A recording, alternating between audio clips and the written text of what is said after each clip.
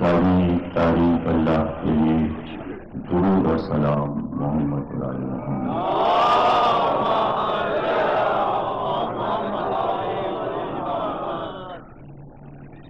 1421 ہجری کے عشرِ ثانی کی خیمہ سادات میں آپ حضرات 5ویں تقریب سماعت فرمائے۔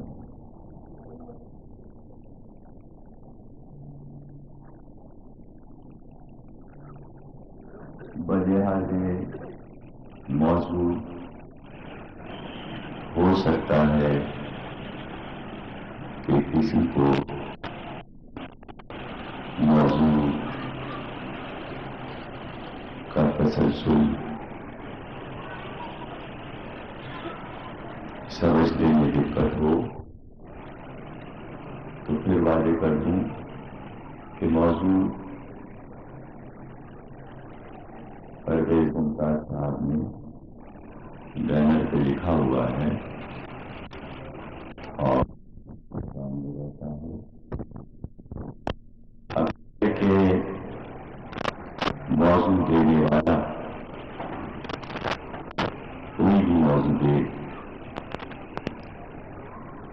اگر ذاکر کے سمجھ میں نہیں آئے گا تو وہ اسے بدل لے گا، لیکن کمال یہی ہوتا ہے کہ موضوع کوئی بھی ہو تو اسی کو موضوع بنا۔ تو 2000 برس کہانی نئی صدی کی زبان، یہ ہے عنوان۔ اور نئی صدی ابھی آئی نہیں، جو چیز آئی نہیں اس کی زبانی کیا سنائے، لیکن موضوع کتنا مشکل تھا دیکھا۔ اب میں اپنے موضوع کو سمجھا رہا ہوں کہ یہی موضوع رہے گا تمہید کے طور پر۔ نئی صدی شروع 2001 سے،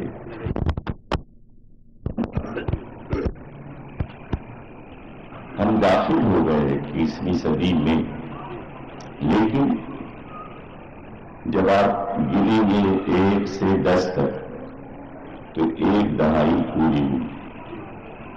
اب 11 سے نئی دہائی شروع ہوگی کہ اس صدی میں جو شروع ہوگی اس میں یہ دعویٰ کیا گیا ہے کہ جو کام ہم لوگ اس صدی میں نہیں کر پائے، یہ جو 100 سال گزر چکے، تو وہ سارے کام اب یہ جو 100 سال آئیں گے اس میں کر لیں گے۔ اب یہ تو ان کا کہنا، دعویٰ اور امید بندھائی ہے کہ یہ کام ہو جائیں گے۔ یقین کر لینے میں کوئی حرج نہیں ہے، کیوں؟ اس لیے کہ آج سے 100 سال پہلے 1800 میں جاری ہے، 1901 سے پہلے والا جو 100 گزر گیا اس میں واپس جائیے۔ جب پاکستان نہیں بنا تھا، جب انگریزوں کی حکومت تھی، تو اس 100 سال میں جو لوگ تھے ان کو یہاں بلائیے اور ان کو 1901 سے 2000 تک کی چیزیں دکھائیے اور ان سے پوچھیے یہ کیا ہے۔ یعنی آپ کے جو دادا پردادا تھے وہ اگر ابھی آ جائیں، ان کے سامنے آپ ٹی وی رکھ دیجیے، کہیں گے ڈبہ کیا ہے، کس کام آتا ہے، VCR رکھ دیجیے، ٹیلی فون رکھ دیجیے، سب چھوڑیے، ٹرین دیکھ کے ڈر جائیں گے، اس لیے کہ ٹرین 1910 میں ہندوستان میں آئی۔ تو 10 سال پہلے 1910 سے پہلے جو پیدا ہوا تھا 1800 میں اور مر گیا، اس کو نہیں پتا ٹرین کیا چیز ہے۔ جب ٹرین کا نہیں پتا تو وہ ہوائی جہاز دیکھ کے ڈر جائے گا، پورا یہ کیا چیز ہو رہی ہے۔ تو ہم نے جو اس 100 سال میں دیکھا، اور اگر انشاءاللہ ہمارے بچے جب 2050-60 تک پہنچیں گے تو ان 50 سالوں میں وہ چیزیں بن چکی ہوں گی جن کا ابھی تصور نہیں۔ کر لیں گے سائنسدان، مطلب ہمیں کوئی انکار نہیں ہے۔ جب یہ سب کچھ کر سکتے ہیں کہ اس صدی میں کمپیوٹر آ سکتا ہے اور ہر کام کمپیوٹر کر رہا ہے، چور بھی کمپیوٹر پکڑ لیتا ہے۔ باہر کے ملکوں میں جائیے، غلط ٹکٹ اگر آپ ڈال دیں گیٹ پر تو کمپیوٹر پکڑ لیتا ہے، ہتھکڑی پڑ جاتی ہے، ہاتھ سے پکڑ لیتا ہے کمپیوٹر۔ ایک جگہ پہ بیٹھ کر کمپیوٹر سے وہ ساری ڈیٹیل ایک آدمی کی پتہ لگا دیتی ہے۔ پوری لڑائی ملکوں کی کمپیوٹر سے لڑی جائے گی، ایک کمپیوٹر ہوگا اور لڑائی ہو رہی ہوگی، اب آدمیوں کی ضرورت نہیں پڑے گی، فیڈ کر دیا جائے گا، بٹن دبا دیا جائے گا، اس لیے کہ اب سارے کام ریموٹ کنٹرول سے ہو رہے ہیں۔ باہر کے ملکوں میں کاریں، گاڑیاں، ہوائی جہاز سب ریموٹ کنٹرول سے، مطلب ریموٹ آپ کے ہاتھ میں ہے، بٹن دبایا جہاز اڑنے لگا، سب ریموٹ سے ہو رہا ہے کام۔ یہ کوئی مشکل بات نہیں۔ اسی میں ایک دعویٰ سائنسدانوں کا یہ کہ اس صدی میں انسان مشتری پر آبادی کر لے گا اور کسی نہ کسی ستارے پر، سیارے پر قبضہ ہو جائے گا۔ یہ بھی ایک دعویٰ ہے۔ یہ جو صدی آئے گی 100 سال کے اندر اندر، ہو سکتا ہے 25 سال کے بعد، 50 سال کے بعد، اس لیے کہ جو راکٹ 18 برس 20 برس پہلے چھوڑے جا چکے ہیں ستاروں کی طرف، ان کا سفر جاری، اور آج سے 10 برس 15 برس کے بعد وہ پہنچیں گے اور کسی نہ کسی ستارے پر انسان قدم رکھ دے گا، آنا جانا ہو جائے گا۔ پچھلی صدی میں چاند پہ انسان نے قدم رکھا، اب اس کے آگے کی بات ہے، ستاروں سے آگے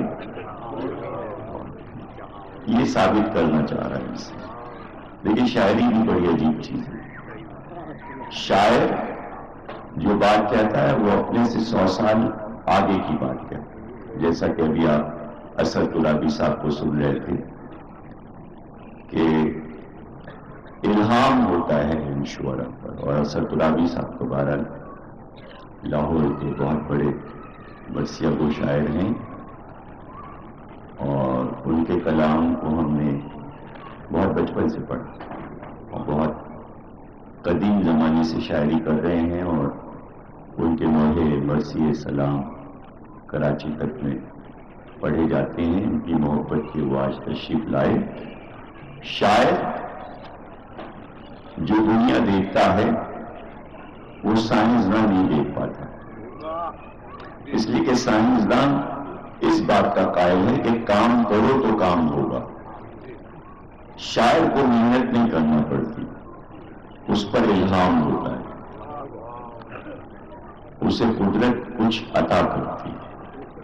تو وہی بات جو محنت سے سائنسداں لیتا ہے، شاعر بڑی آسانی سے، چونکہ اس کا ایک رابطہ ہوتا ہے روحانی طاقتوں سے جو سائنسداں نہیں کر سکتے، اس لیے کہ سائنسداں روحانی طاقتوں کے قائل نہیں ہیں۔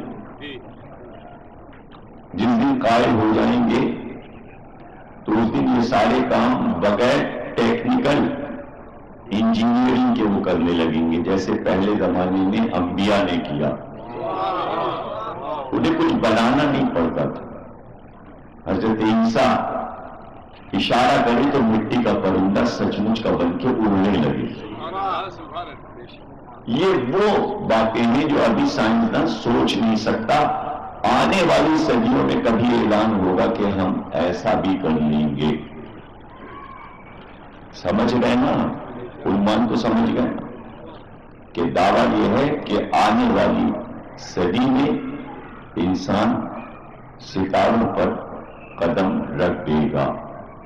نئی صدی آواز دے رہی ہے گزری ہوئی 2000 صدیوں کو کہ تم کبھی ستاروں کو ٹمٹماتے ہوئے دیکھتے تھے، چاند کو چندا ماما کہتے تھے، بچہ گٹھیاں کھول کر اس کو بلاتا تھا، چاند محبوب کا استعارہ تھا، غزل کی جان تھا. اب وہاں آنا جانا شروع ہو جائے گا. اگر آپ یہ بات سمجھ گئے تو اب میں تقریر شروع کروں کہ یہ سائنسداں کے دعوے ایک طرف، لیکن آنے والی صدیوں میں جو جو دعوے سائنسداں کرتے رہیں گے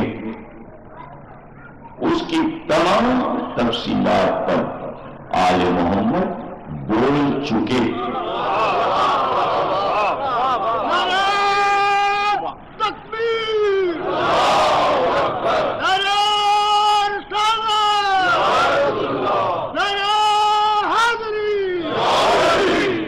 کیا عنوان بنا؟ اب ہم گئے نا پچھلی صدیوں میں، تو کیا عنوان بنا؟ پچھلی صدیوں کی کہانی نئی صدی کی بنا. سائنسداں اپنی کہانی سنا رہا ہے، ہم اپنی کہانی سنا رہے ہیں، اور ہم یہ بتانا چاہ رہے ہیں کہ علم کیا ہے، علم کسے کہتے ہیں. مسلمان علماء علم صرف یہ سمجھتے ہیں کہ فقہ کو کہتے ہیں، لیکن فقہ کسی علم کا نام نہیں ہے. فقہ کے معنی صرف جاننا اور ہے، سمجھنا اور ہے. ایک علم وہ ہے جو صرف جانا جاتا ہے، ایک علم وہ ہے جو جانا بھی جاتا ہے اور پہچانا بھی جاتا ہے. فقہ آداب زندگی کے دستور کا نام ہے کہ انسان حیوان نہ بن جائے. کھانے میں ایسے، پینے میں ایسے، چلنے میں ایسے، رفتار میں ایسے، گفتار میں ایسے، گھر میں ایسے، باہر ایسے، مسجد میں ایسے، عید کو ایسے، بقرعید کو ایسے، رمضان میں اس طرح. یہ ہے فقہ. یہ وہی فقہ ہے، یہ وہی فقہ ہے، یہ وہی فقہ ہے کہ جب بچہ سمجھدار ہوتا ہے تب عالم اس کی طرف متوجہ ہوتا ہے. لیکن یہی علم ماں باپ عالم سے پہلے اپنے بچے کو سکھا چکے ہوتے ہیں. تو فقہ کے اصل عالم نہیں ہیں، بلکہ ہر بچے کے اچھے ماں اور باپ ہیں. یہ ایسا علم ہے کہ ماں باپ کو بھی آتا ہے یا نہیں؟ بھئی کیا کہتے ہیں ماں باپ بچے سے؟ فقہ سے ہی بات شروع ہوتی ہے. بچہ بولنے لگا، اس کا ہاتھ ماتھے پہ رکھ کر ماں نے کہا کہو آداب، کہو سلام. یہ چچا، یہ نانا، یہ دادا، یہ پھوپھی، یہ خالہ، یہ بھائی، یہ بڑا بھائی، یہ بہن، یہ چھوٹی بہن. ماں پہچان کرواتی ہے رشتوں کی. فقہ میں یہی تو ہے. یہ حقوق والدین ہیں، یہ حقوق خاندان ہیں. صلہ رحمی کہتے ہیں نا بھائی. تو بچے کو ماں پہلے سکھاتی ہے کہ قطع رحمی نہیں کرنا ہے، رشتے داروں کو پہچانو. حد یہ ہے کہ ماں پڑوسیوں کو پہچانوا دیتی ہے. یہ بھی فقہ میں ہے کہ پڑوسیوں کا خیال رکھو. ماں بچے کو بتا دیتی ہے نجس کیا ہے پاک کیا ہے، یہ بھی فقہ کا مسئلہ ہے. پاکیزگی اور طہارت بتا دیتی ہے کہ آداب طہارت کیا ہے. بچے کو بار بار ماں کہتی رہتی ہے وقت بتا دینا طہارت کا. پتہ نہیں کہاں سن رہے ہیں، کیا سمجھ رہے ہیں. اس لیے نہیں سمجھ پا رہے ہیں کہ جب یہ وقت آپ کے گزرا تھا تو وہ آپ کو یاد نہیں آ رہا، یعنی شی نہیں یاد آ رہا آپ کو. جب شی آپ کو یاد نہیں آئے گا تو ہی کیسے یاد آئے گا؟ کچھ یاد آیا؟ اب یاد آیا. کچھ لوگ ہلے ہنسے تو ماں نے کیا سکھایا تھا بچپن میں؟ اس وقت سکھایا تھا کہ جب حافظہ بھی ساتھ نہیں دے رہا تھا، کہ اب یاد نہیں آ رہا کہ ماں نے کیا کیا سکھایا تھا. عالم اب کہتا ہے بیٹا طہارت، ارے بھائی اس کی ماں سکھا چکی، تم کیا عالم بنے ہو؟ عالمہ تو اس کی ماں تھی، وہ نہ بتاتی تو تم کیا بتاتے؟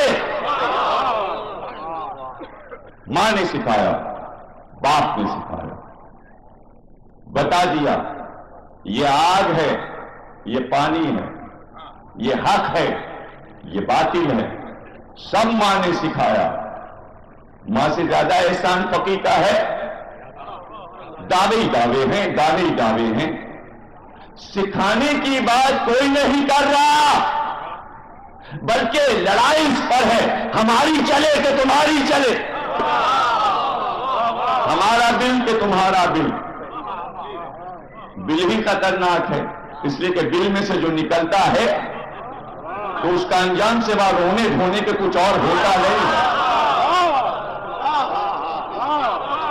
بل بہت خطرناک ہے.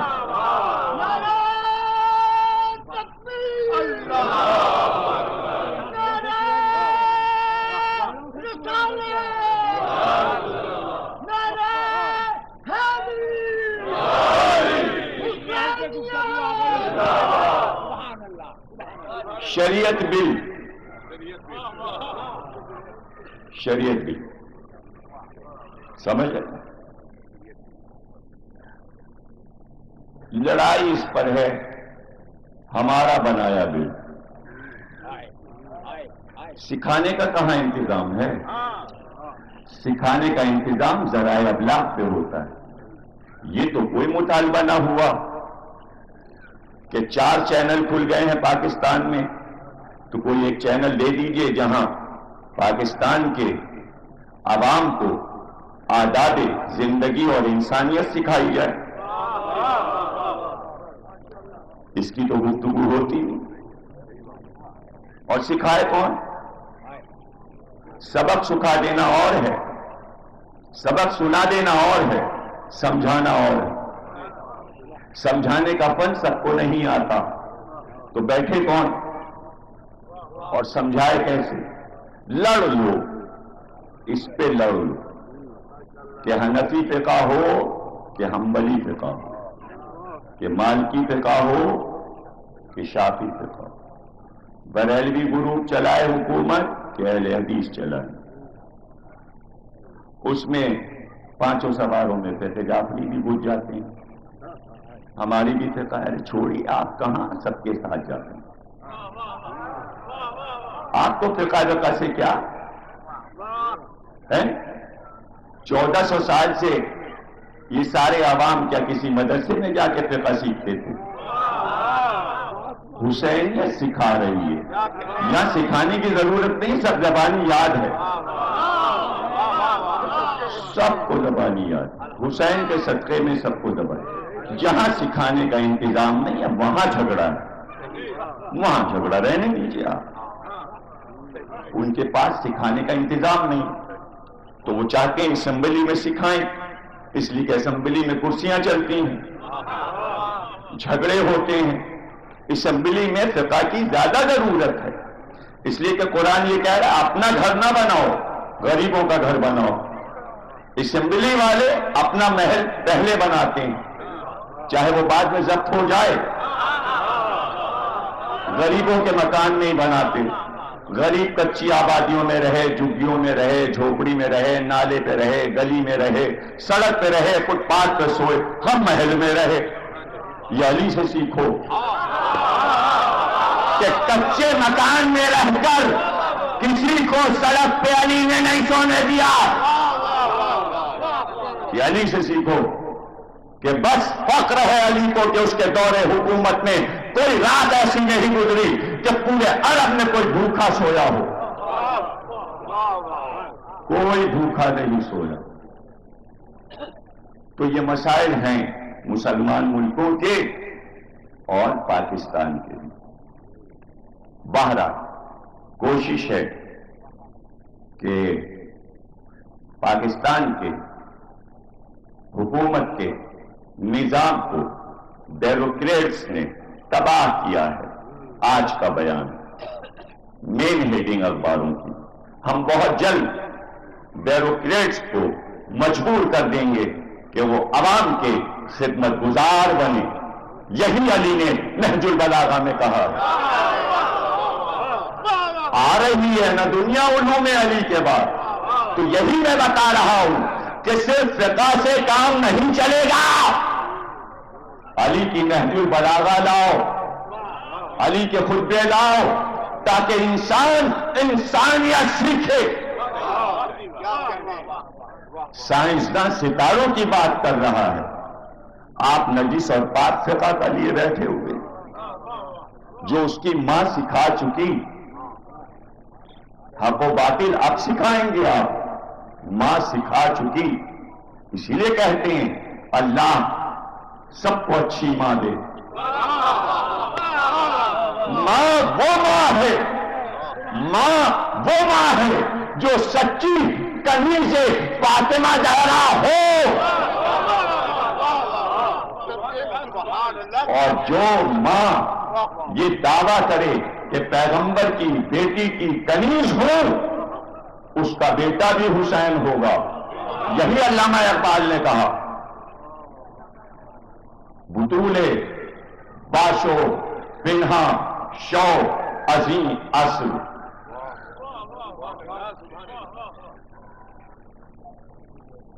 در آغوش شبیری بےگیری. یہ پیغام ہے اقبال کا پاکستانی عورت کو کہ اے عورت, فاطمہ زہرا کی سیرت پہ عمل کرتے ہوئے اپنے آپ کو پردے میں چھپا لے.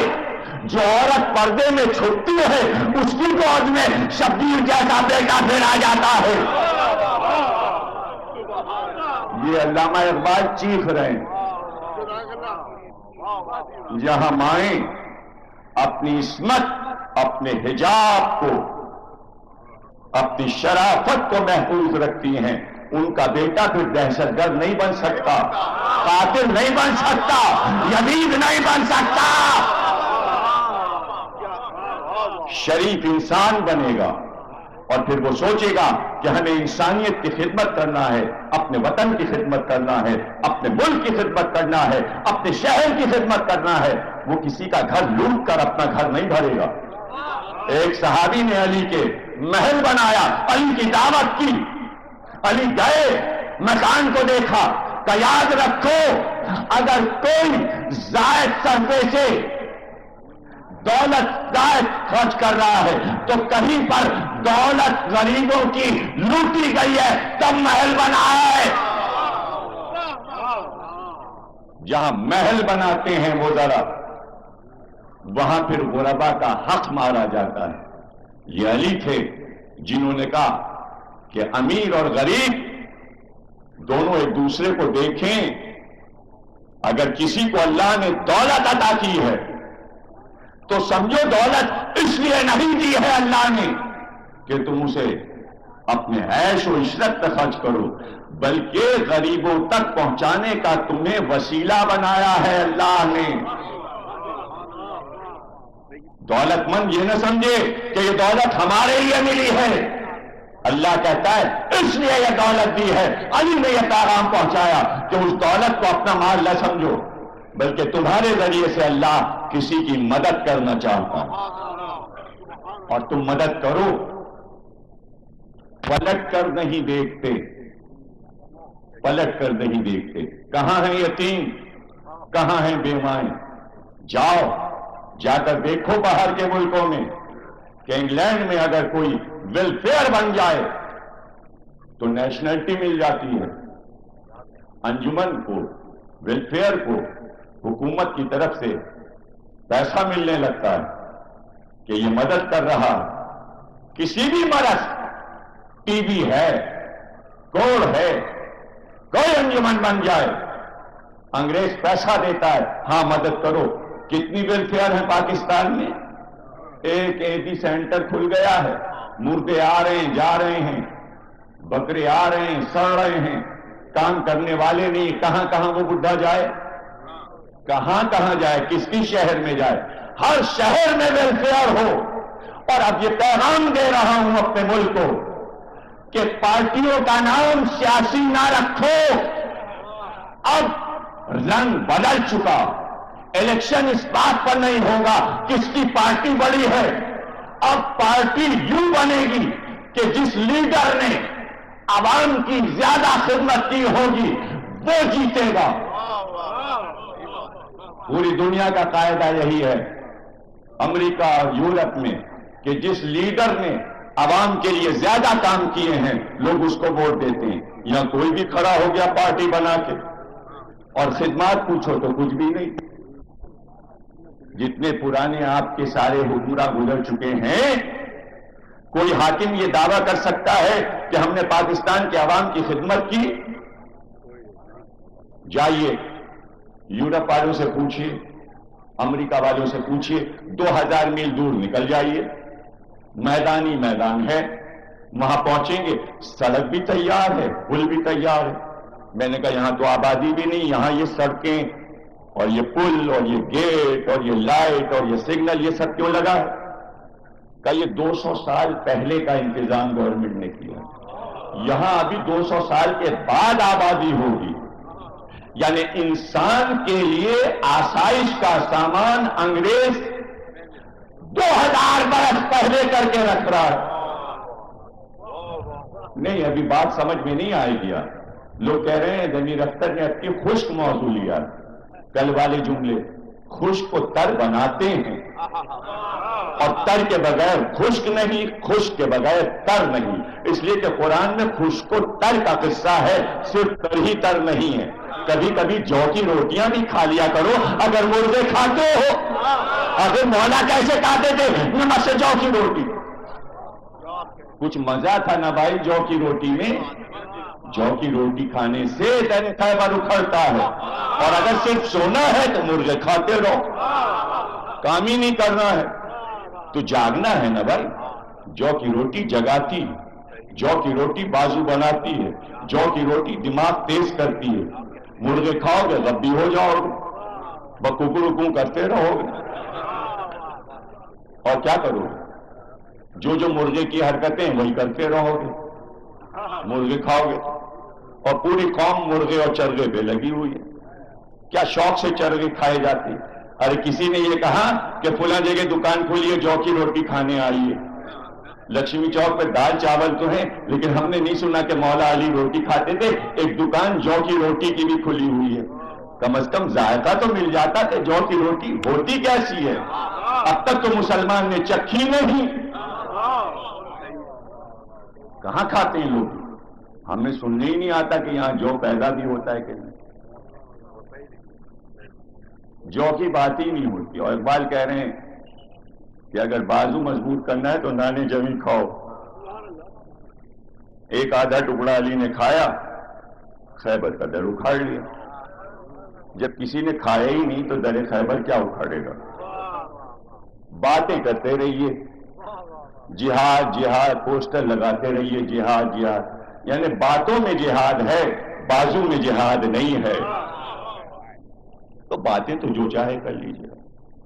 سمجھ رہے ہیں نا آپ کہ خشک و تر، خشک گفتگو نہیں ہے، گفتگو تر ہے. ہمیں سوچنا پڑے گا کہ ویلفیئر کیا ہے. خدمات کیا ہیں؟ یورپ میں گیا میں 4-5 بار جا چکا ہوں، ہر سال جانا ہوتا ہے۔ تو کسی بھی انگریز سے آپ چلیے اور پوچھیے، بھائی یہ تم صبح اٹھ کے یہ رات تک جو کام کر رہے ہو، تمہاری عمر 80 سال ہو گئی، کل تم مر جاؤ گے، یہ نئی چیز کیوں بنا رہے ہو، یہ مشین کیوں بنا رہے ہو، یہ ایجاد کیوں کر رہے ہو؟ کہ ہم اپنے لیے کام تھوڑی کرتے ہیں، آنے والے انسانوں کے لیے کر رہے ہیں۔ یہ سوچ مسلمان میں کب پیدا ہوگی؟ انسان صرف یہ سوچ رہا ہے کہ ہم جو کچھ کر رہے ہیں وہ اپنے لیے کر رہے ہیں۔ انگریز یہ سوچ رہا ہے ہم اپنے لیے کچھ نہیں کر رہے ہیں، آنے والے انسانوں کے لیے کر رہے ہیں۔ اسی کو کہہ رہے ہیں ملینیم۔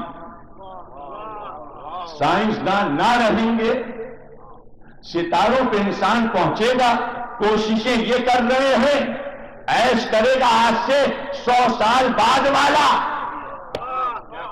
یہ کیا ہے اسے معلوم ہے، ہم نہ ہوں گے، ہمارے بعد والا پہنچے گا، لیکن وہ انسانیت کا تسلسل بتا رہا ہے۔ یہی کام آل محمد کر کے گئے، ہم نہ ہوں گے۔ انسانیت تو آرام سے رہے، اس بات کو علی سمجھا رہے تھے۔ اس لیے تمہارے لیے فتح ضروری نہیں ہے، دل کو پہلے فتح کرو، دماغ کو پہلے فتح کرو، نفس کو پہلے فتح کرو، تاکہ انسانیت کی خدمت ہو۔ اور آل محمد کا یہ نظریہ تھا۔ کسی نے پوچھا تو یہی جواب دیا کہ ہم لفظ ہم نہیں استعمال کرتے، کہ یہ گھر ہمارا ہے، یہ اولاد ہماری ہے، یہ خاندان ہمارا ہے، یہ بیماری ہماری ہے، یہ صحت ہماری ہے۔ معصوم نے فرمایا کہ جو کچھ ہمارے پاس ہے سب رب کا ہے۔ اگر بیماری ہو تو ادھر سے، صحت ہو تو ادھر سے، اولاد مانگے تو وہ مانگے ہم دے دیتے ہیں، مکان مانگے دے دیتے ہیں، جاگیر مانگے دے دیتے ہیں، خزانہ مانگے دے دیتے ہیں، جو مال و متاع ہے اس کا ہے، وہ آواز دے ہم دے دیتے ہیں۔ اور یہاں کیا ہے؟ ہمارا گھر، ہمارا باغ، ہماری جاگیر، ہماری سروس، ہمارا بینک بیلنس، ہمارے پہ دنیا مری جا رہی ہے۔ اور جب آئی موت تو کچھ ہمارا نہ رہا۔ آل محمد نے بتایا کہ اس سے پہلے کہ ملک آ کر بتائے کہ کچھ تیرا نہیں ہے، تو جب ایسوں کے یہاں ملک آتا ہے تو یہ نہیں کہتا چلو، بلکہ ادب سے کہتا ہے اللہ نے سلام کہا ہے، اذن ہو تو گھر میں آئے۔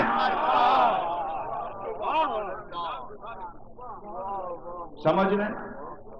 آل محمد نے اپنے لیے نہیں، سائنسداں آج کہہ رہا ہم ستاروں پہ جائیں گے، تو کیا آل محمد کو نہیں معلوم تھا کہ ستاروں پہ راستے ہیں؟ قول پڑھوں، سلونی کے ممبر پہ بیٹھے تو سب سے پہلے کیا کہا تھا علی نے؟ پوچھ لو مجھ سے اس سے پہلے کہ میں تم میں نہ رہوں۔ اور پھر جملہ کیا کہا؟ جس طرح میں زمین کے راستوں سے واقف ہوں اسی طرح میں آسمان کے راستوں سے واقف ہوں۔ سب سے پہلے کائنات میں علی نے بتایا کہ آسمان میں راستے ہیں۔ بھائی سمجھیے، دیکھیں سائنس سمجھانا بہت مشکل ہے۔ جہاز کے سفر آپ نے کیے ہوں گے، کیا ایسے ہی الٹا سیدھا ہوتا ہے؟ روٹس بنے ہوئے ہیں۔ اب میں پڑھنے لگوں تو پوری تقریر اسی پہ ہو جائے۔ جہاز کے روٹس ایسے ہیں جیسے ریل کی پٹریاں۔ پائلٹ کو یہ تک پتا ہوتا ہے گڈھا کہاں خلا میں آئے گا۔ وہی جہاز سنبھالنا ہوتا ہے جب جہاز ہچکولے لیتا ہے اور کلیجہ منہ کو آتا ہے تو اعلان ہوتا ہے پٹی باندھ لیجئے، بیلٹ باندھ لیجئے، موسم ناخوشگوار ہے۔ موسم نہیں، ناخوشگوار ہے، ایئر پاکٹ آیا ہے۔ ارے بھائی ایسا لگ رہا ہے جہاز پہ لاہور والے بیٹھے ہی ہیں۔ بولو تو مزے تو لو تقریر کے کہ میں کیا بول رہا ہوں، صدی بول رہی ہے۔ راستے ہیں، روٹس ہیں، دیکھیے جہاز چلا، چلتے چلتے رکا، اعلان ہوا ہم ٹھہر رہے ہیں، کیوں؟ جہاز آ رہا ہے۔ انہیں یہ بھی پتا ہوتا ہے ابھی ابھی امریکہ میں 2 جہاز ٹکرا گئے، ذرا سا ٹائمنگز کا فرق ہو گیا، یہ ٹائمنگز کے فرق میں ہی تو حکومت بدل گئی۔ بھائی سمجھیں بھائی، میں تو سمجھتا ہوں لاہور والے سب سے آگے سماعت میں نکل گئے ہیں، اور اس وقت میں امتحان لے رہا ہوں، اشاروں میں میں آگے بڑھتا جا رہا ہوں۔ آسمان میں راستے ہیں، کیسے پتا چلا ایئر والوں کو کہ راستے ہیں؟ علی نہ بتاتے تو پتا چلتا۔ تم آج راستے تلاش کر رہے ہو کہ یورپ جانے کے لیے کون سے روٹس ہیں، امریکہ جانے کے لیے کون سے روٹس ہیں، کس جگہ سے کراسنگ جہاز کی ہوتی ہے۔ اسکندریہ سے سارے جہاز اپنے روٹس بدل کے ادھر اور ادھر جاتے ہیں۔ میں آپ کی ایئر لائن پوری نہیں پڑھ سکتا، لیکن مثالیں دے کے پڑھ رہا ہوں، معلوم سب ہے۔ خطابت میں ہر چیز کی ضرورت ہوتی ہے، راستوں کا پتہ ہے، نقشوں کا پتہ ہے، کب اترنا ہے، منزل کا بات۔ آپ کو کچھ نہیں نظر آ رہا ہے لاہور کراچی سے کتنی دور رہ گیا، پائلٹ کو پتا ہے اب 9 منٹ رہ گئے، اب 7 منٹ رہ گئے، اب 6 منٹ رہ گئے، اور ادھر کیا صحیح کہا 3 منٹ رہ گئے کہ پہیا جہاز کا لاہور کے ایئرپورٹ سے لگا۔ اسے روٹ معلوم ہے، آپ کو دکھائی بھی نہیں دے رہا ہے، روٹ اسے معلوم ہے، اڑانے والے کو معلوم ہے۔ علی جب کہہ رہے تھے تو اسی کو راستہ معلوم ہے جس نے معراج میں نبی کے ساتھ راستوں کو چلا ہو۔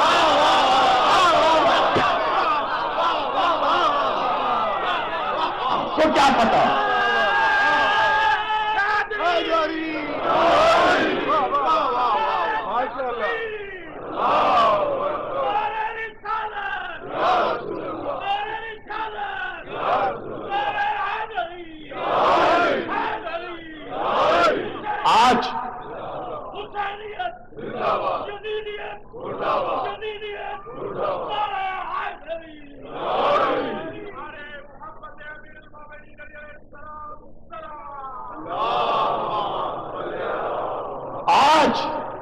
آج بحث ہے، آپ فقہ کی باتیں کرتے ہیں، آپس میں لڑے مر رہے ہیں سارے مسلمان فقہ کے مسئلے پر، اور عالم یہ ہے کہ کچھ فرقے یہ کہہ رہے ہیں معراج نہیں ہوئی، خواب میں سب کچھ دیکھا۔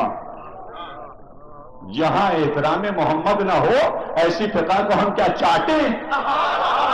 کس کام کی ایسی فقہ جہاں احترام نبی نہ ہو؟ وہ انسانیت کا احترام کیا کرے گا؟ تم یہ کہہ کے نکل جاؤ کہ نبی معراج پہ جسم کے ساتھ نہیں گئے، اور سائنسداں کہہ رہا ہے ہم پہنچ رہے ہیں آسمان کی بلندیوں میں، تو تم نبی کو گھٹا رہے ہو، سائنسداں کو بڑھا رہے ہو۔ اگر معراج نہیں تو کل سارا یورپ اور امریکہ مسلمانوں پہ ہنسے گا۔ معراج ہے جسمانی جسمانی جسمانی، اور کہنا پڑا راوی کو حدیث معراج بیان کرتے ہوئے، جب پوری روایت بیان کی تو پکڑ گیا راوی کہ جیسے ہی جبریل آئے دروازہ کھولا اور آنکھوں کو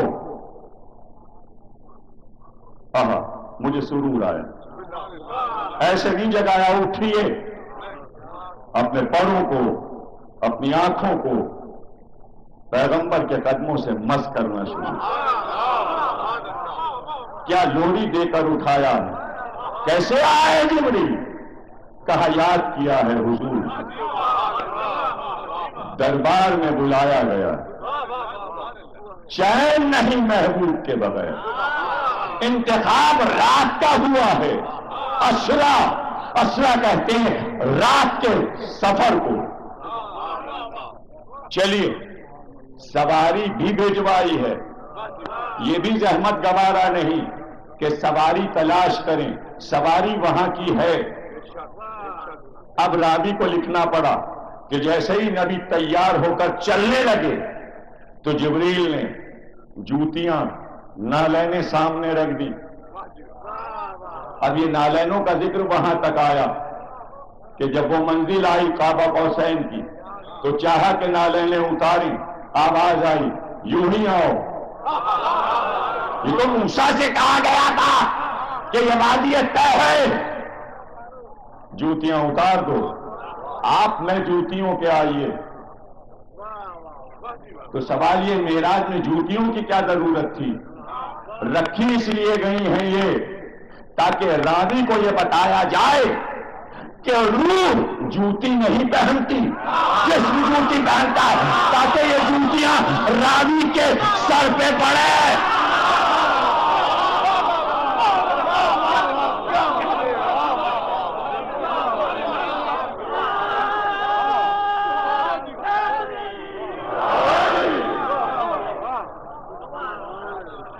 اگر معراج کو کہہ دیا روحانی ہے، خواب میں ہے، تو آنے والی صدی کو کیا جواب دو گے؟ کیا آپ بتاؤ گے سائنسداں کو اگر زہرہ، مشتری، وینس پہ وہ پہنچ گیا، زحل پہ وہ پہنچ گیا، 7واں آسمان ہے زحل، اور ہے مجال کسی انسان کی کہ پورا نظام شمسی دیکھ کے آئے؟ ٹمٹماتے ننھے ننھے تارے نظر آتے ہیں، آنکھ بس اتنا دیکھتی ہے۔ سائنسداں امریکہ کی بلند ترین پہاڑیوں پر ستارہ شناسی کی تجربے گاہیں قائم ہیں، ایسی ایسی دوربینیں بن چکی ہیں کہ آج اس دوربین نے بتایا کہ تم ایک کہکشاں دیکھ رہے ہو، سائنسداں کہہ رہا ہے ایسی 21 کروڑ کہکشائیں ہیں، سائنسداں کہہ رہا ہے، اور ہر کہکشاں میں 45 کھرب ستارے ہیں، اور ہر ستارہ ہمارے سورج سے بڑا ہے۔ وہ نظام شمسی جو ہم نے دیکھا، یوں کیا اور دیکھا، 12 برج بھی تو نہیں دیکھ پاتے۔ اللہ نے قسم کھائی ذات البروج کی، مجھے قسم ہے 12 برجوں کی، یہ کائنات 12 برجوں پہ چل رہی ہے۔ قرآن میں برجوں کا ذکر ہے، پہلا عمل ہے، آخری روح ہے، 12 ہے، کائنات 12 پہ چل رہی ہے۔ کیا گنتیوں کو انسان سمجھے گا؟ آج ہر انسان جاتا ہے ستارہ شناس کے پاس، ہمارا اسٹار بتا دیجئے، جلدی سے پڑھتا ہے جنوری کے مہینے میں، کسی کا اسد ہے، لیو ہے، کسی کا حمل ہے، کسی کا حوت ہے، کسی کا سملہ ہے، اور اپنا اپنا چیپٹر سب لے کے پڑھ رہے ہیں۔ انگلش میں آ جائے، اخبار میں آ جائے، ہفتے وار آ جائے، ٹی وی پہ آئے، کیسا ہفتہ گزرے گا؟ بڑا شوق ہے پڑھنے کا سب کو۔ کتنا یقین ہے ستاروں پر؟ ستاروں پہ یقین ہے، برجوں پہ یقین ہے، 12 برجوں میں اپنی قسمت دیکھ رہے ہیں۔ اسلام کی قسمت 12 برجوں میں کیوں نہیں دیکھتے؟ دین بھی تو 12 برجوں سے قائم ہے، 12 ارکان ہیں، 12 رکن ہیں۔ آسمان تقسیم ہے، نام رکھ دیا، جو شیر سے ملتا ہے اسے کہا اسد ہے، جو مینڈھے سے ملتا ہے کہا حمل ہے۔ کوئی کیا جانے پہلا حمل ہے تو کس کے نام کا ہے، کوئی کیا جانے حوت ہے تو کس کے نام کا ہے۔ 12واں حوت ہے۔ حوت حبشی زبان میں حوت کہتے ہیں مچھلی کو۔ ایک پیغمبر حوت نام کے گزر چکے، مچھلی کو حوت کہتے ہیں۔ مچھلی کوئی سمجھے تو 12ویں کو سمجھے۔ مچھلی کا کام کیا ہے؟ کبھی سمندر کی تہ میں ہے، کبھی لہروں کے اوپر ہے۔ جملہ یہ دے رہا ہوں تحفے کا، اس کے لیے کبھی غائب ہے، کبھی شہود ہے۔ 12واں کبھی ظاہر ہوتا ہے کبھی چھپتا ہے. کون دیکھتا ہے کون نہیں دیکھتا. مودت کا رشتہ مچھلی سے ہے. سمجھ میں آئے تو مودت سمجھ میں آئے.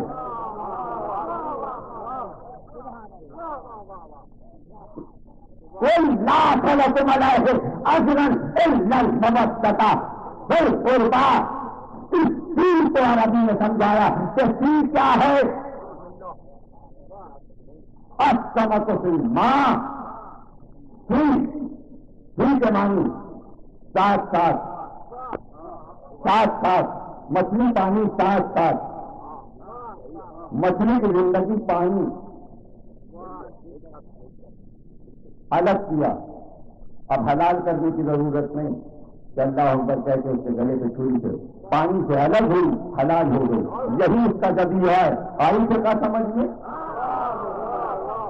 یہ فقہ ہے. ذبیحہ کا تعلق فقہ سے ہے. کوئی سمجھائے گا فقیر یہ مسئلہ کہ مچھلی پانی سے نکل کر کیوں حلال ہے؟ اس لیے کہ اس کی زندگی پانی ہے. پانی سے الگ ہوئی موت ہو گئی حلال ہو گئی ذبح ہو گئی. سمجھ رہے نا ذبح ہو گئی ذبح ہوئی ٹکڑے ہوئی آگ سے دھنی کھائے بیٹھے پیاس لگی پانی پیا.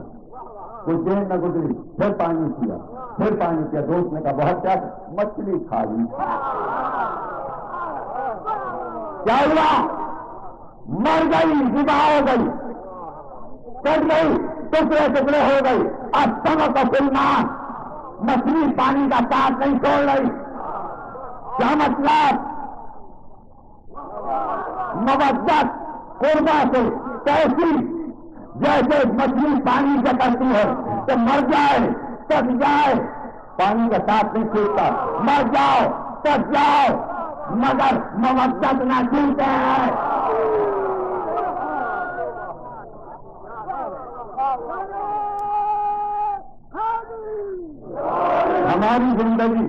ہماری زندگی مودت سے ہے. ہم وہ مچھلی ہیں کہ مودت کے پانی کے بغیر جی نہیں سکتے. اور مر بھی جائیں تو پھر کہہ دیا گیا زندہ ان کی محبت میں مرا. مچھلی پیٹ میں پانی مانگ سکتی ہے اور ہم مرنے کے بعد مرے کہاں؟ رزق پا رہے ہیں. جیسے مچھلی رزق پا رہی مر گئی پانی طلب کیے جا رہے ہیں. ہم مر بھی جائیں تو علم طلب کرتے رہتے. اس لیے تو حضور نے کہا علم مہد سے لہد تک. لہد کا علم کس نے دیکھا؟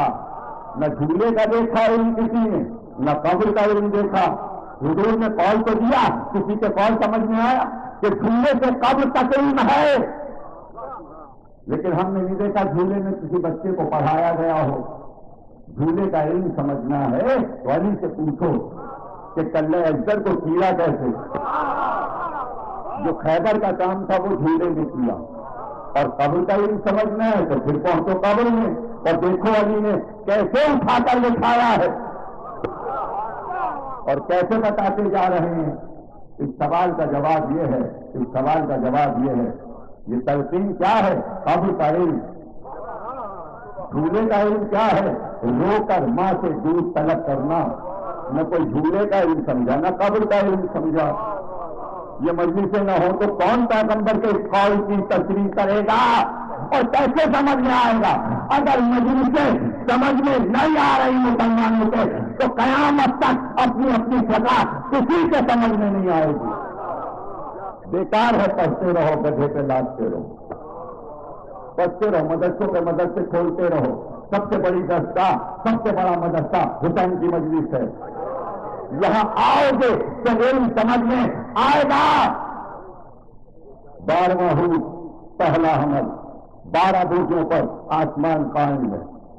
اگر قرآن اتار کر یہ کہے وہ نظم کا ہوا ماں صلاح صاحبکم مجھے ستارے کے اترنے کی قسم مجھے اس جگہ کی قسم جہاں ستارہ اترا تمہارا صاحب دیوانہ نہیں ہوا.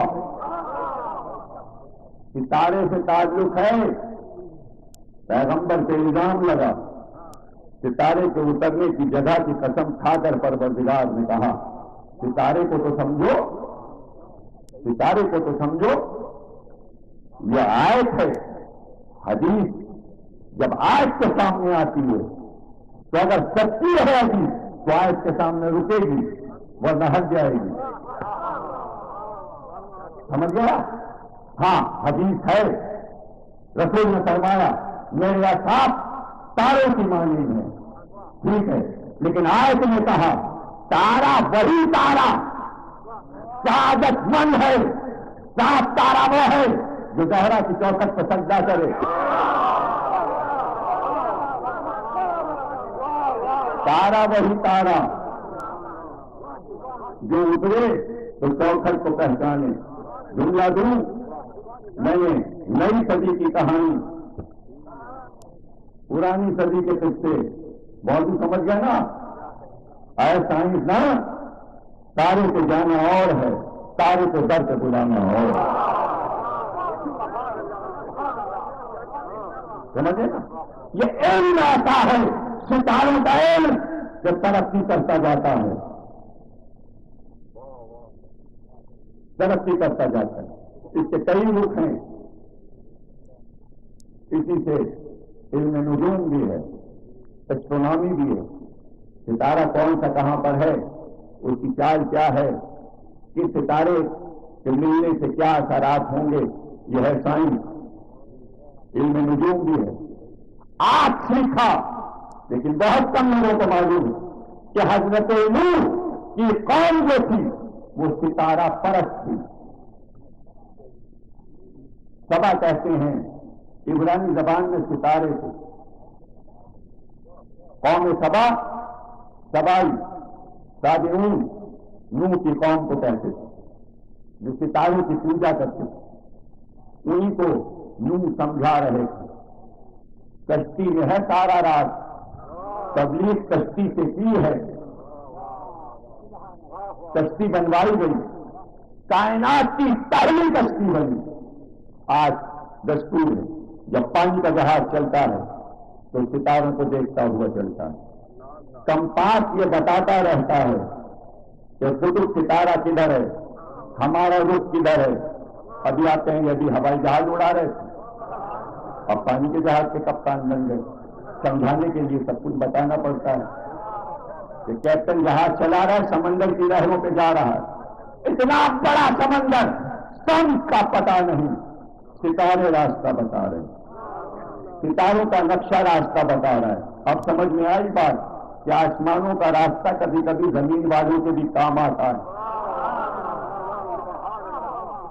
سمجھے نا؟ لیکن اگر آج یہ دعا کرے کوئی کہ پیغمبر نے کہا میرے اصحاب ستاروں کی مانی, جس کے پیچھے چاہنا چلے جانا, یہاں تک غنیمت تھا. لیکن بحث یہ ہوئی کہ پیغمبر نے کہا آل محمد کشتی ہیں, اصحاب ستارے ہیں, کشتی بغیر ستاروں کے نہیں چلتی. یہ مسئلہ آیا اور اسی صدی میں حل ہو گیا, فوراً حل ہو گیا. حل یوں ہو گیا کہ یہ نہیں کہا تھا کہ آل محمد کشتی ہیں, بلکہ یہ کہا تھا آل محمد کشتی نوح ہیں. اور کشتی نوح کے لیے اللہ نے کہا ستاروں سے نہیں چل رہی تھی, میری مرضی سے چل رہی تھی, امر رب سے چل رہی تھی. آل محمد ستاروں پہ نہیں چلتے, امر رب پہ چلتے. اس لیے کہ جب کشتی نوح چلی تو آسمان پہ ستارے نہیں تھے, بدلی چھائی ہوئی, پانی برس رہا ہے. جب پانی برستا ہوتا ہے تو ستارے نظر نہیں آتے. کالی گھٹاؤں میں ستارے کہاں نظر آتے ہیں؟ کالی گھٹائیں چھائی ہوئی, بادلوں کی زلفیں پھیلی ہوئی, دن شب تار ہو گیا اور کشتی چل رہی تھی اندھیروں میں, لیکن روشنی کشتی میں ہو رہی تھی. کہتے ہیں کہ جیسے ہی کشتی میں علی نے قدم رکھا، فضا منور ہو گئی۔ لائٹ کی ضرورت تھی کشتی کو، جو نور ہے وہ آئے، جدھر جائے روشنی ہی روشنی ہو جائے۔ تو کشتی نوح کو ستاروں کی ضرورت نہیں تھی، آل محمد کو ستاروں کی ضرورت نہیں ہے۔ سمجھیے گا، بتایا یہ خدا نے کہ تم ستاروں کی پوجا کرتے ہو۔ ابراہیم کا دور آیا تو ابراہیم کا ٹکراؤ اسی قوم سے ہوا جو نوح کی قوم تھی۔ اس لیے قرآن میں یہ آیت آئی کہ قوم والے جب آئے ابراہیم کے پاس تو عین جوانی میں قوم نے دعویٰ کیا کہ ہم ستاروں کو پوجتے ہیں، ہم چاند کو پوجتے ہیں، ہم ستاروں کو پوجتے ہیں، ہم سورج کو پوجتے ہیں۔ تو آیتوں کی تشریح کی گئی کہ ابراہیم ایک دن لیٹے تھے اور لیٹے لیٹے انہوں نے دیکھا ایک ستارہ طلوع ہوا، کہ یہ ہے میرا رب۔ اب یہ آپ کو معلوم ہے کہ آسمان پر سب سے پہلے کون سا ستارہ نکلتا ہے؟ اسے وینس کہتے ہیں، وہ زہرہ ستارہ ہے۔ سب سے پہلے شام کو جو آپ پہلا ستارہ آسمان پہ دیکھیں گے وہ زہرہ ہے، یہ سبز رنگ کا ہے، یہ حسن کی دیوی کہا جاتا ہے۔ وینس وینس اس سے خوبصورت کوئی ستارہ نہیں ہے۔ اور جب چاند پہ انسان گیا تو کہا اگر وینس کو دیکھنا ہے تو چاند پہ کھڑے ہو کے دیکھو تو اس کا صحیح حسن نظر آئے گا، اس لیے کہ چاند میں کئی چاند نکلتے ہیں۔ اور آخری حد یہ ہے کہ بعض ستاروں پر جا کر 12 چاند نظر آتے ہیں، بعض ستاروں پر جا کر ہر 1.5 گھنٹے کے بعد ایک چاند شروع ہو کے پھر نکل آتا ہے۔ اسٹرونامی سمجھا رہا ہوں بھائی صاحب، سمجھیے۔ اور آخری حد سائنسدان یہ بتائی کہ اگر زحل پہ چلے جائیں تو 72 چاند نظر آتے ہیں۔ آخری حد پڑھ رہا ہوں میں سائنس، میں پچھلی صدی میں بار بار جا رہا ہوں، نئی صدی کی زبان میں۔ موضوع سمجھتے رہیے گا، یہ نہ ہو کہ یہ موضوع پہ نہیں تھے۔ موضوع کے 2 لطف لینے ہیں آپ کو، فضائل کے بھی اور صدی کی کہانیوں کو بھی سمجھتے جائیں۔ میں کہہ کیا رہا ہوں، میں کیسے آپ کو کبھی آگے آنے والی صدی پہ لے جاتا ہوں اور پھر 2000 برس پیچھے لے جاتا ہوں۔ میں اس وقت 2000 پہ نہیں ہوں، نوح کا دور ہے، میں 9000 پیچھے ہوں۔ انگریز 2000 منا رہا ہے، ہم 9000 منا رہے ہیں۔ بھائی سلامات تو پڑھیے۔ اب کیا ہو، ابھی تو تمیز تھی اور ٹائم ہو گیا، تقریر شروع ہی نہیں ہوئی۔ اب ہم کیا کریں، تمیز میں ہی سارا وقت گزر گیا۔ امام نے فرمایا تم نظام شمسی کو دیکھ نہیں سکتے، لیکن اگر تمہیں اختیار دے دیا جائے، چھٹے امام فرماتے ہیں کہ تم کسی ایسی جگہ کھڑے ہو، وقت میں اس لیے تیزی کے ساتھ میں سمجھا کے آگے نکل جاؤں، ورنہ پھر کل کی تقریب میں بھی موجود اگر پورا نہ ہوا تو کل گفتگو ہوگی۔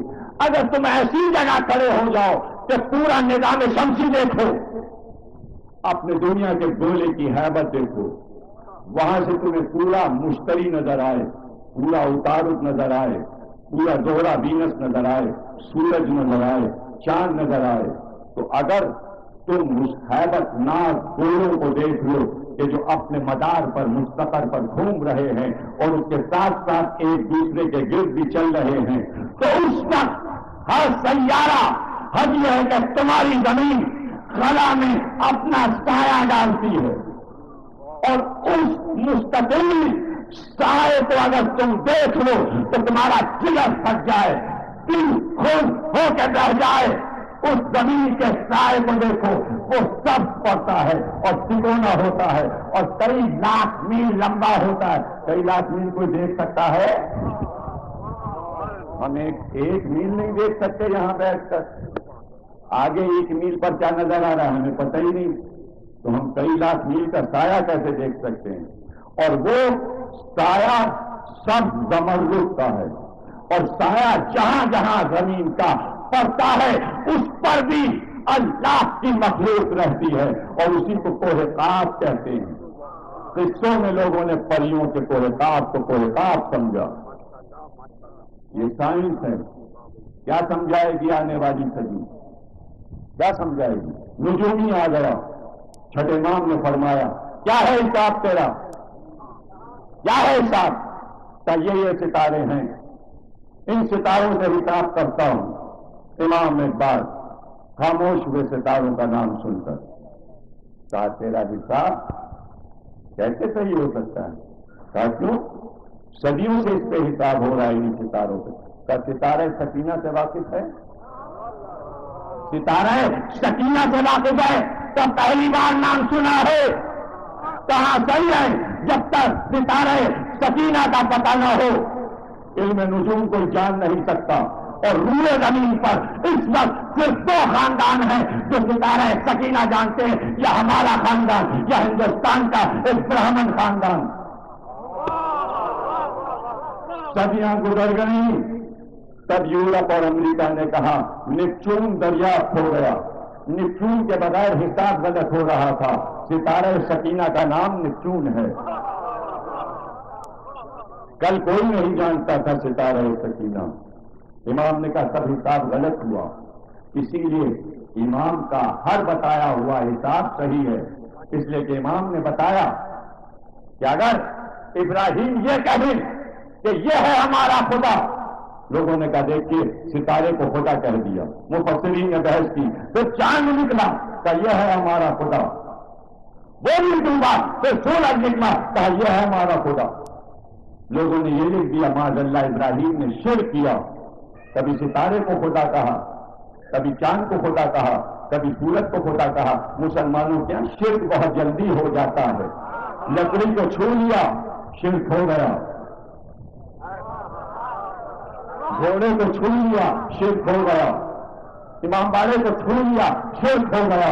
ابراہیم نے صرف کہہ دیا ستارہ خدا، چاند خدا، سورج خدا، مفسرین نے لکھ دیا شرک ہو گیا۔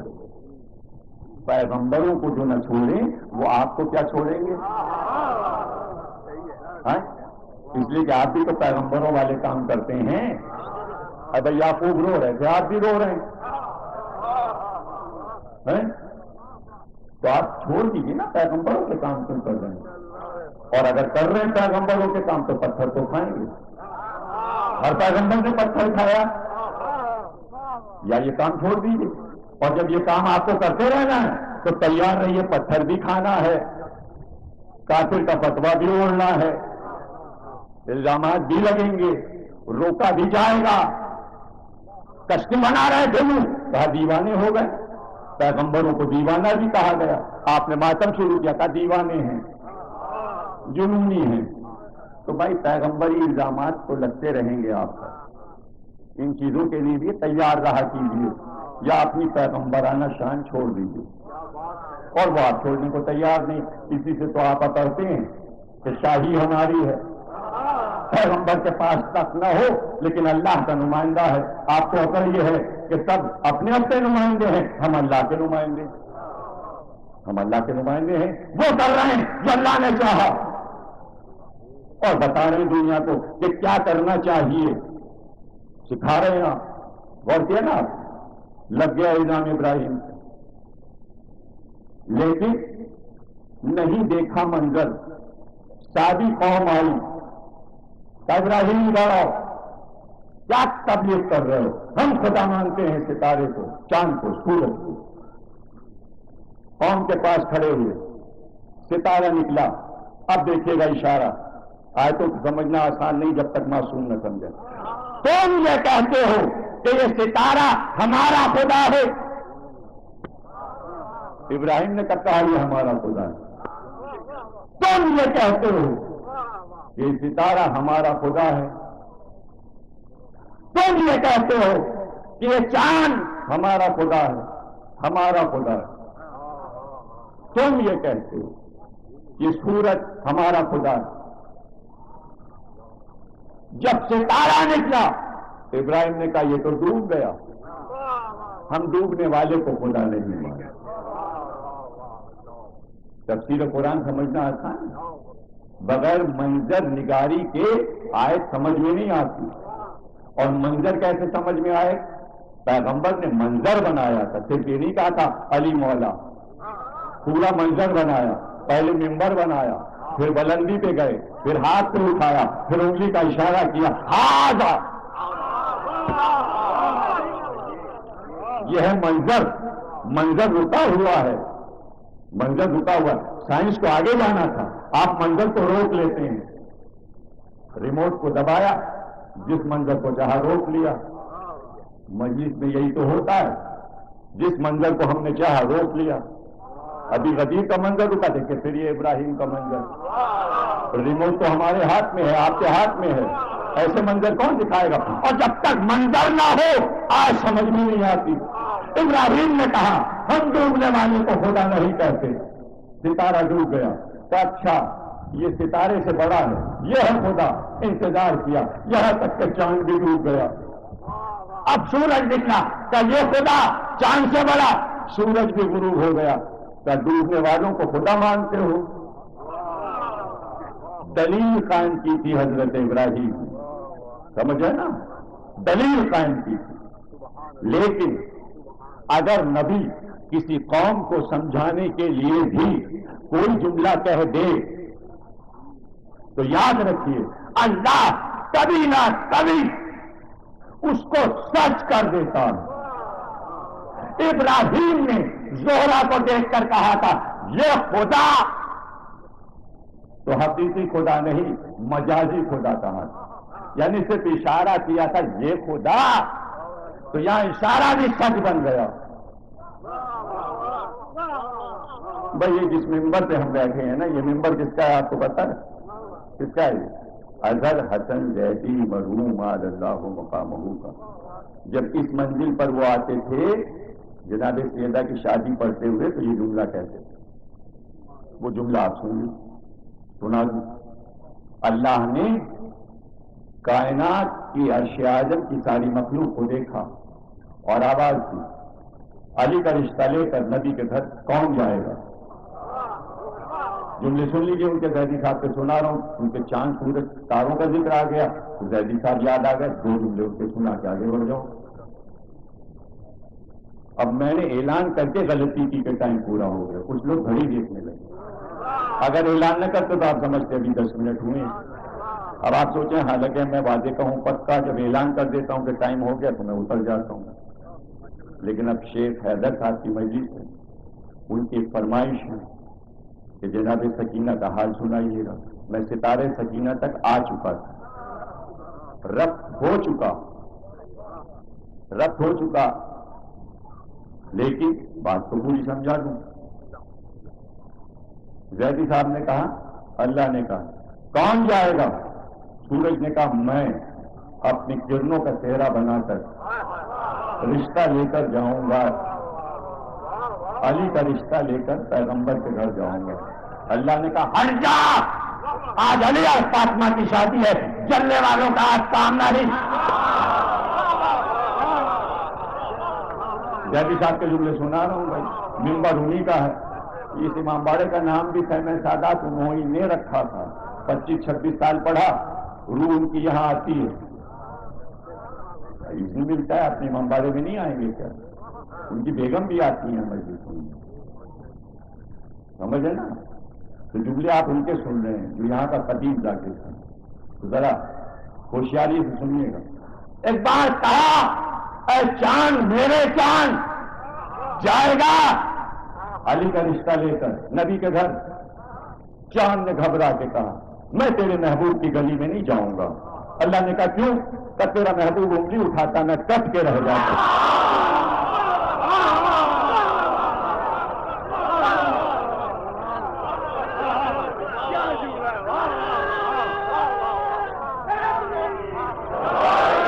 کٹ کے رہ جاتا۔ ایک بار اللہ نے پورے عرش اعظم کی مخلوقات میں جیسے ہی وینس ستارے پر زہرا پہ نظر ڈالی، اس دن سے اس کا چہرہ خوشی میں کھل گیا۔ جو بھی دیکھتا ہے اب ستارے کو غور سے دیکھے گا تو ایسے ایسے ایسے جھلملاتا ہے کہ نگاہیں ملانا دشوار ہے۔ کہتے ہیں جب اللہ نے اس پہ نظر ڈالی تو خوشی میں رقص کرنے لگا۔ زورا ستارہ رقص کرتا ہے اور رقص کرتا ہوا دکھائی دیتا ہے، اس لیے کہ اللہ نے کہا تو جا. کیوں جا؟ اس لیے جا کہ میں خالق حقیقی ہوں، خدا حقیقی ہوں، اور ایک خلیل کی زبان سے تو مجازی خدا بن چکا تھا. رشتہ دینے والا حقیقی خدا لے کر وہ جائے جو مجازی خدا ہو. ستارہ چلا، قرآن میں کہا نجم اذا ہوا مظل صاحبکم.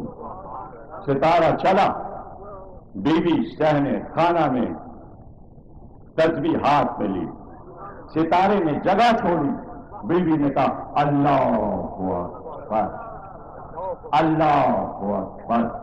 ستارے کی چال پتا ہے کہ 34 بار اگر میں اللہ اکبر کہوں گی تو کہاں تک آئے گا. سمجھو تقریر ختم ہو گئی. یعنی بیوی کو پتا تھا کہ جب میں اللہ اکبر 34 بار کہہ چکوں گی تو کشش زمین میں آ جائے گا، اور جیسے ہی کشش زمین میں آیا تو اس کا رخ مدینے میں اس گھر کی طرف تھا کہ جہاں بیوی نے کہا الحمدللہ. گھر کا طواف کیا 33 بار الحمدللہ، اور جب واپس چلا تو ذرا سے جملوں کو سمجھیے. چلا تو بیوی نے کہا اللہ اکبر. یہ شان تیری، یہ فاطمہ کی بلندی، یہ علی کی بزرگی کہ رشتہ یوں آئے. اور جب رخ کرے گھر کا تو کہے الحمدللہ الحمدللہ. اور جب واپس گیا نجم اذا ہوا، مجھ کو قسم ہے ستارے کے اترنے کی جگہ کی، ستارے کی قسم نہیں، در زہرا کی قسم کھائی گئی ہے جہاں ستارہ اترا. اور جب ستارہ واپس چلا تو بیوی نے کہا سبحان اللہ سبحان اللہ سبحان اللہ. شادی کی زہرا کی امت کو تسبیح ملی. تسبیح نہ پڑھو تو نماز قبول نہیں، نماز کامل نہیں. اور اسے تسبیح فاطمہ کہتے ہیں. یہ تسبیح فاطمہ ہے کہ ہاتھوں میں ستارے جگمگاتے ہیں. چاند اور سورج تو تمہارے ہاتھ میں. بتا دیا کہ خدا کہنے والوں ضروری ہے کہ ان کی حیبت تم پہ بیٹھی ہے، اس لیے آفتاب کو اشارے سے پلٹایا جائے، چاند کے 2 ٹکڑے کیے جائیں، ستارے کو در پہ گھمایا جائے، تاکہ آج کے بعد کوئی چاند سورج اور تاروں کو خدا نہ کہے.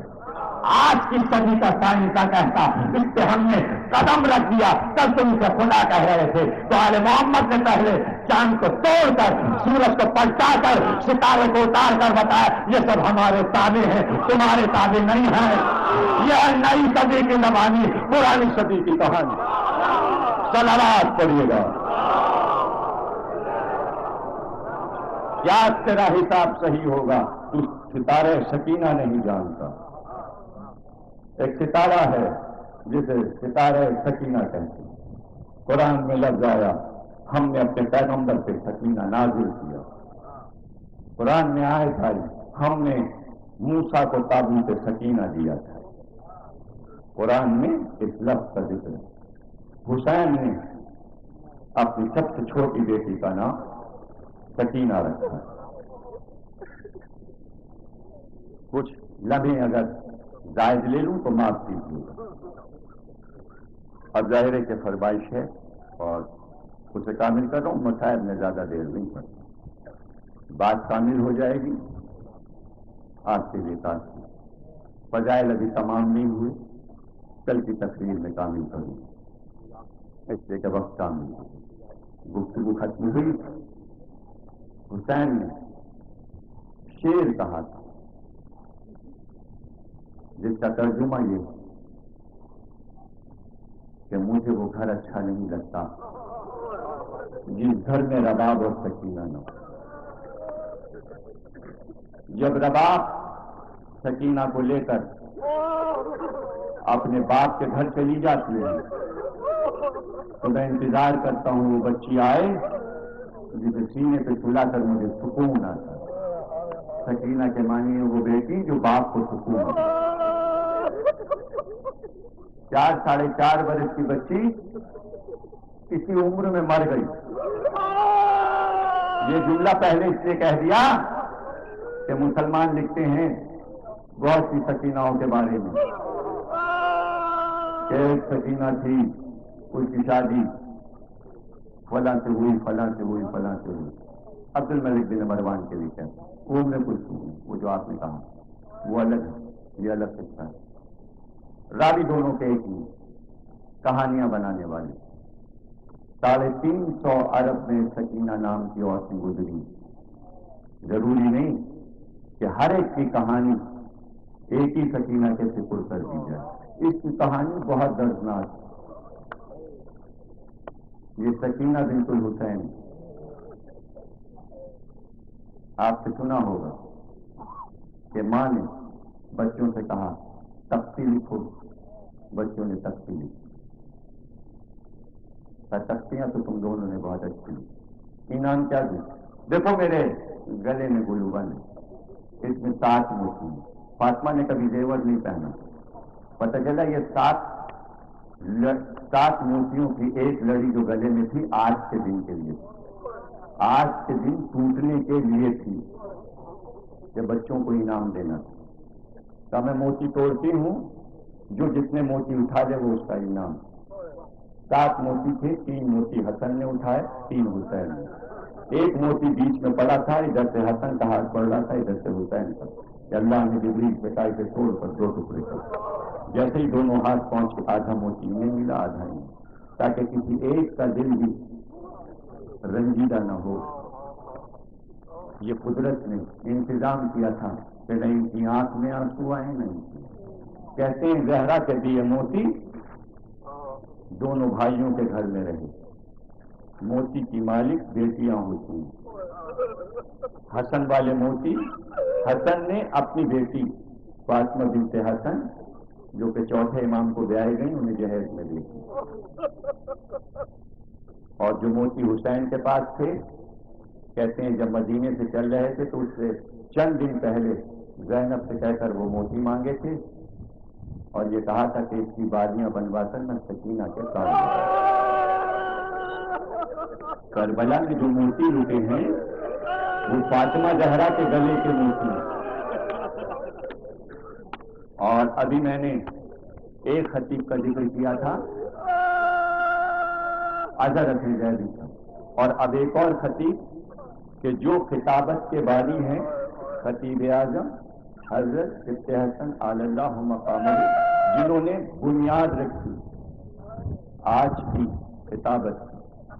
पुरानी सदी में बुनियाद रखी थी और इस सदी में आप सुन रहे हैं खिताबत की भी सदियां। उनका जुमला सुन लीजिए। कहते हैं जब ये जुमला उन्होंने पढ़ा था मस्जिद में तो इसी के मस्जिद खत्म हो गई, लोग घरों तक रोते हुए। लेकिन जुमला है नफ्सियाती, समझने के लिए दिल की गहराइयों से समझना पड़ेगा।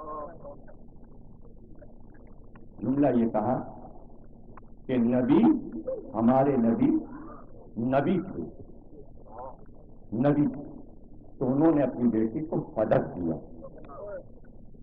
जो जिसके पास होता है वो अपनी बेटी को अता करता है।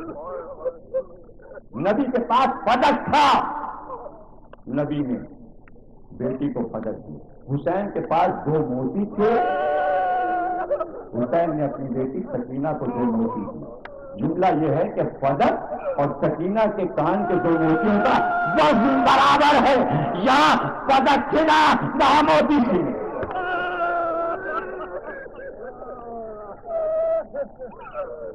बाप बेटी को कुछ देता है तो हसरतों से देता है। हर बाप अपनी बेटी से प्यार करता है। ये मौलाना के जुमले खत्म हुए, अब मेरा जुमला भी सुन लीजिए। वो पुरानी सदी का जुमला था, अब नई सदी का जुमला, ताकि तसलसल रहे पुरानी सदियों से नई सदी का, ताकि आप मौजूद समझ सकें। वो मौलाना का जुमला, ये मेरा जुमला। मैं कहूंगा मौलाना फदक छीना गया, फदक छीना गया, बात छीन गया, जहरा मुकदमा लड़ के घर वापस आ गई, चादर ओढ़े हुए। बीबी को क्या तकलीफ हुई, सिर्फ मुकदमा लड़ा। लेकिन قبضہ کر کے چھینا، لیکن سکینہ کی جاگیر یوں چھینی کہ نوچ کر چھینا لینا، کانوں کو لبوں کو پھاڑ کر۔ اب ایک جملہ ایک اور آدمی کا سنا دوں، سید احمد صاحب قبلہ کا پھر یاد آیا اس جگہ کا۔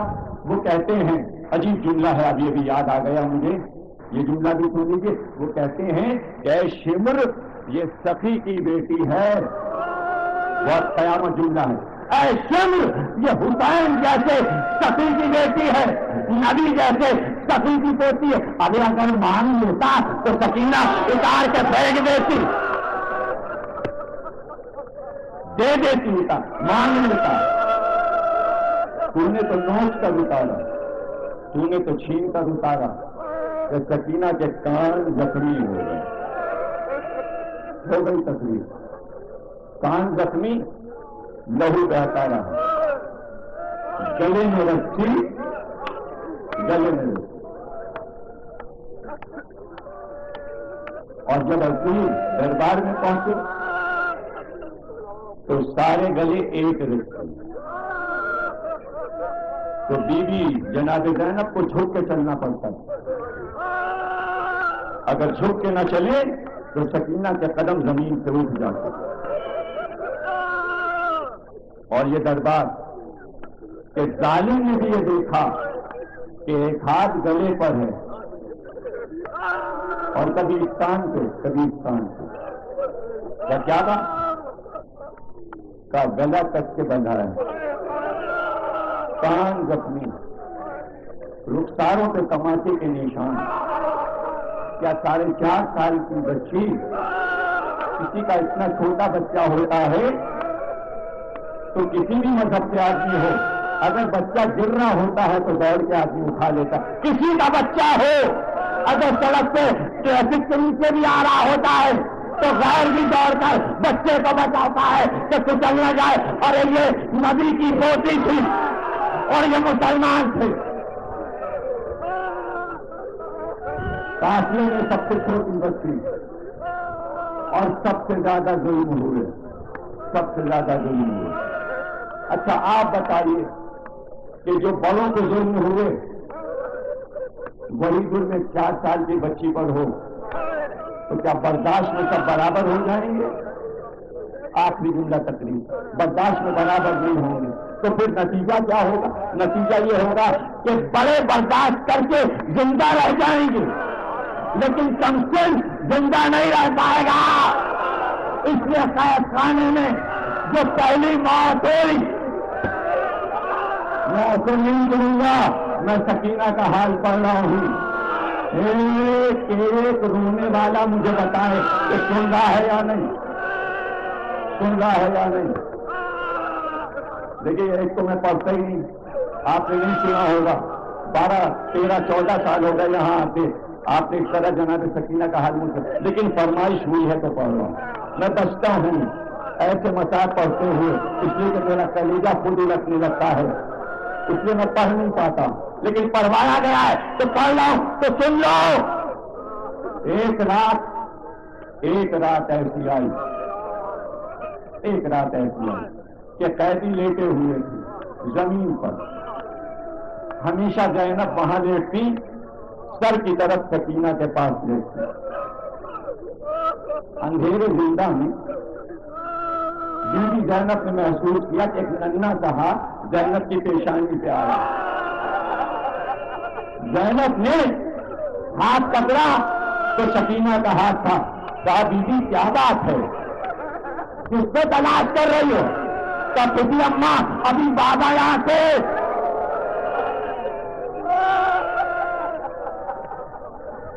ابھی بابا یہاں تھے۔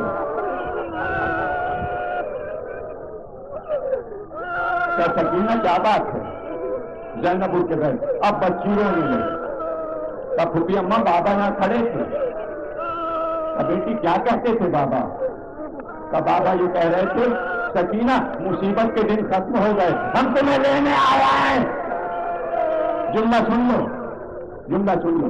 صبح کو فاطمہ زہرا اٹھی، علی گھر آئیے، یا ابو الحسن رات بابا خواب میں آئے تھے. علی نے کہا کیا کہا؟ بس یہ کہہ رہے ہیں فاطمہ مصیبت کے دن ختم ہو گئے, میں تمہیں لینے آیا ہوں. اس خاندان میں جب بیٹی پہ زیادہ مصیبت پڑتی ہے تو باپ لینے آتا ہے. وہاں نبی آئے یا حسین آئے, کیا سکینہ مصیبت کے دن ختم ہو گئے, میں تمہیں لینے آیا ہوں, میں تمہیں لینے آیا ہوں. بچی رونے لگی, ماں نے گود میں لیا چپ نہ ہوئی, پھوپھیوں نے گود میں لیا چپ نہ ہوئی, بھائی نے گود میں لیا چپ نہ ہوئی.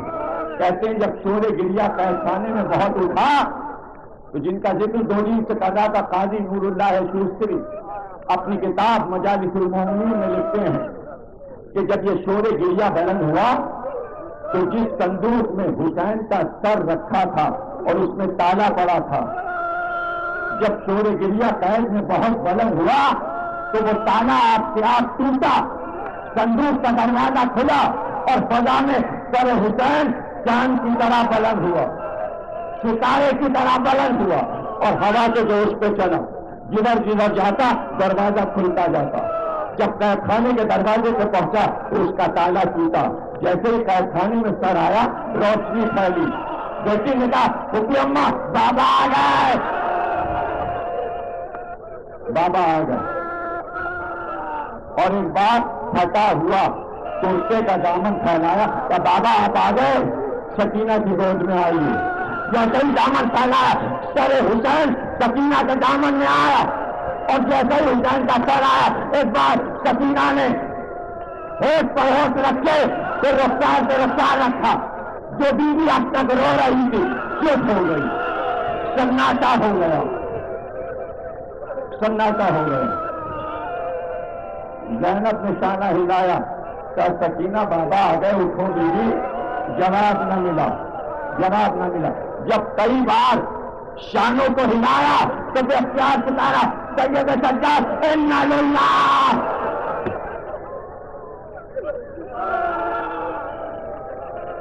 بچی مر گئی,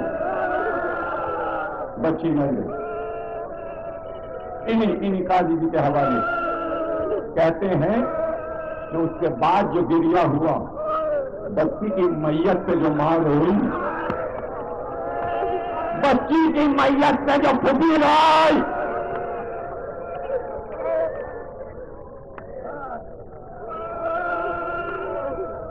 جب گل ہوا چراغ حرم قید شام میں, سکینہ اہل حرم کا چراغ تھی, حسین کا چراغ. قید خانے میں بچی مر گئی. قاضی جی لکھتے ہیں کہ جب بہت شور و گریا ہوا تو یزید نے دربان سے پوچھوایا ارے یہ گریا کیسا ہے؟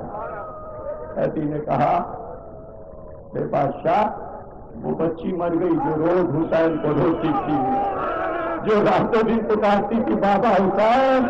کبھی کہتی تھی چچا صاحب, کبھی کہتی تھی بھیا علی اکبر, وہ بچی مر گئی.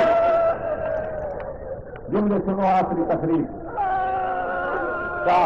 اہل حرم سے پوچھو, اہل حرم سے پوچھو کیا کفن بھجوا دیا جائے؟ سن سکو گی؟ کیا کفن بھجوا دیا جائے؟ بیوی اٹھی جناب زینب اور در زندہ پہ آئیں. کہ یزید سے کہہ دو تیرا کفن مجھے نہیں چاہیے, ہمارے گھر کے لوگ تجھ سے کفن نہیں لیں گے.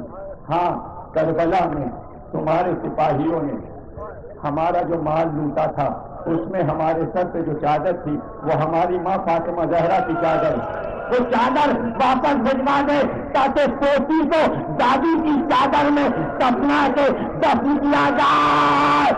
تقریر کا آخری جملہ یزید نے کہا چادر واپس نہیں ملے گی. اب بچی کے دفن کا وقت آ گیا. لکھتا ہے راوی کہ سید سجاد نے اپنا نامہ اتارا, سکینہ کو بھائی نے کفن دیا, سر کا ماما اور بھائی بچی کا لاتا. اور سکینہ بھائی سکینہ